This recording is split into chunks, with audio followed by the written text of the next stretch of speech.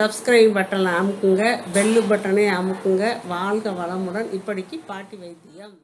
வணக்கம்ப்பா, உங்க பாட்டி பேசுறேன். இப்ப நான் இந்த கோவக்காயில ஃப்ரை பண்ணி காட்ட போறேன். கொஞ்சம் நறுக்கி வச்சிருக்கேன். இப்போ உங்க முன்னாடி கொஞ்சம் நறுக்குறேன்.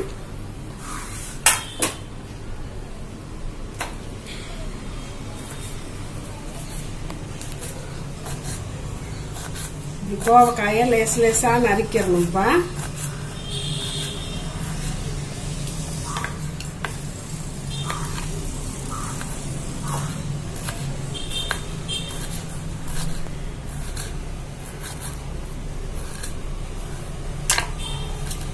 பழமெல்லாம் வந்தா நல்லா இருக்கும். நம்ம வாங்கும் போது கரெக்டா வர மாட்டேங்குது. கொஞ்சம் பழுத்தும் போது பழுக்காம இருந்தா இன்னும் கொஞ்சம் நல்லா இருக்கும்ப்பா.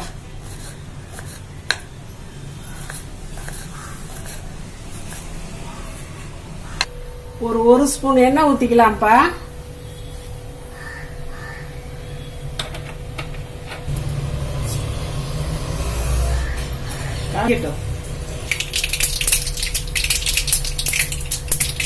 ஒரு அரை டீஸ்பூன் உளுந்த பருப்பு போட்டாச்சுப்பா.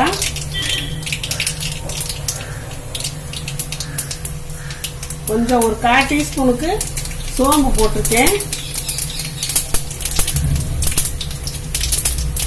கருவேப்பிலை கொஞ்சம் போட்டுருக்கப்பா. இந்த ஒரு ஸ்பூனு மிளகா பொடியும் அரை ஸ்பூன் மஞ்சள் பொடியும் போட்டுறேன்.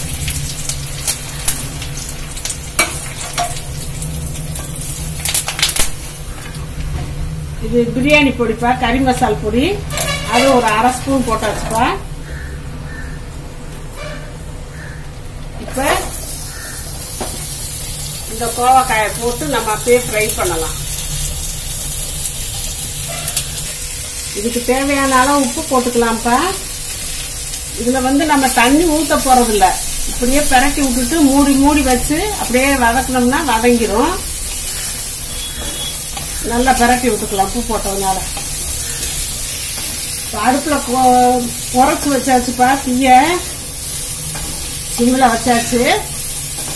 இப்ப நம்ம இதை மூடி மூடி மூடி அடிக்கடி திறந்து வதக்கி விடணும்ப்பா. மூடிடலாம்.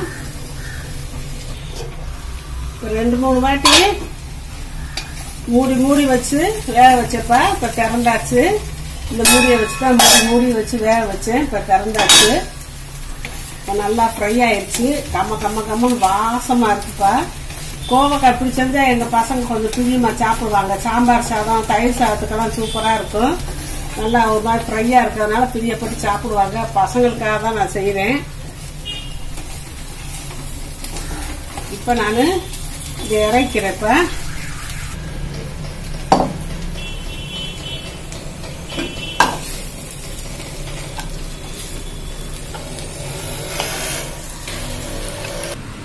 கோவக்காய் ஃப்ரை சூப்பரா ரெடி ஆயிடுச்சுப்பா. கோவக்காய் அவ்வளவு நல்லதுப்பா. சுகர்காரங்களுக்கு, பிரஷர்காரங்களுக்கு நல்லது. பொரியல் பண்ணியும் சாப்பிடலாம். எங்க பசங்க இப்படி ஃப்ரை பண்ணி சாப்பிட்டா பிரியமா சாப்பிடுவாங்க. சாம்பார் சாதத்துக்கு, மோர் சாதத்துக்கு, ரசம் சாதத்துக்கு எல்லாத்துக்குமே நல்லா இருக்கும்ப்பா. பழைய சாதத்துக்கும் நல்லா இருக்கும். இந்த வெயில் காலத்துக்கு இது ரொம்ப உடம்புக்கு ரொம்ப நல்லதுப்பா. கோவக்காய் நம்ம அடிக்கடி சேர்த்துக்கறணும்ப்பா.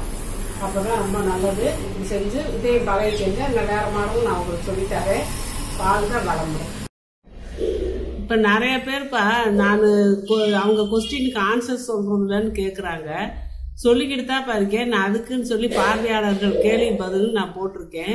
அதை பாத்துக்கங்கப்பா. அதை பாத்தீங்கன்னா உங்களுக்கு தெரியும். நான் வரிசையா கேள்வி பதில் போட்டுக்கிட்டே இருக்கேன். அதுல போட்டு பாத்தீங்கன்னா நீங்க கேட்ட கேள்விக்கெல்லாம் நான் பதில் சொல்லிடுறேன்ப்பா. அதை கட்டாயம் நீங்க பார்த்து தெரிஞ்சுக்கோங்க.